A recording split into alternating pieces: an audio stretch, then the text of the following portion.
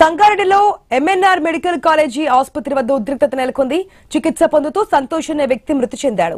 వైద్యుల నిర్లక్ష్యంతోనే చనిపోయాడని బంధువులు ఆరోపిస్తున్నారు.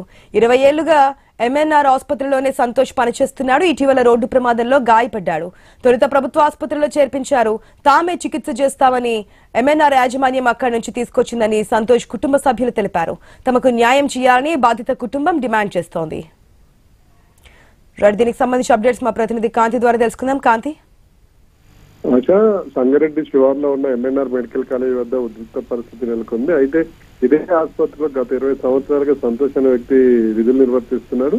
ఇటీవల ఒక రోడ్డు ప్రమాదంలో అతను గాయపడ్డాడు. గాయపడ్డ వ్యక్తి సంగారెడ్డి ప్రభుత్వ ఆసుపత్రిలో చికిత్స పొందుతుండడంతో యాజమాన్యం మన ఎంఎన్ఆర్ మెడికల్ కాలేజీ యాజమాన్యం ఆ కుటుంబ సభ్యులకు చెప్పింది, అక్కడ ప్రభుత్వ ఆసుపత్రిలో ఎందుకు మన హాస్పిటల్ కి తీసుకురండి, ఇక్కడ మంచి వైద్యం అందిద్దాం, దగ్గరుండి చూసుకుందాం అని చెప్పి మన వాళ్ళు ఉన్నారు, అంత ఎలాంటి ఇబ్బంది లేకుండా మంచి వైద్యం అందుద్దని చెప్పి ఆ కుటుంబ సభ్యులకి చెప్పడంతో కుటుంబ సభ్యులు ఎంఎన్ఆర్ మెడికల్ కాలేజీకి తీసుకొచ్చారు. అయితే ఎంఎన్ఆర్ మెడికల్ కాలేజీ తీసుకొచ్చేందుకు ఇక్కడ సరైన వైద్యం అందలేదు.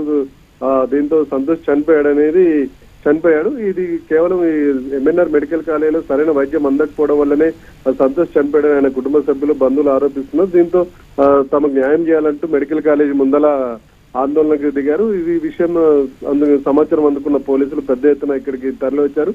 ఆ పోలీసులు బంధువులకి నచ్చజెప్పే ప్రయత్నం చేస్తున్నారు, కానీ బంధువులు మాత్రం ఇంకా ఆందోళన చేస్తున్నారు. తమకు న్యాయం చేసే వరకు ఆందోళన విరమించబోమని చెప్పి వాళ్ళు చెప్తున్నారు. Right Kranti, thanks for the update.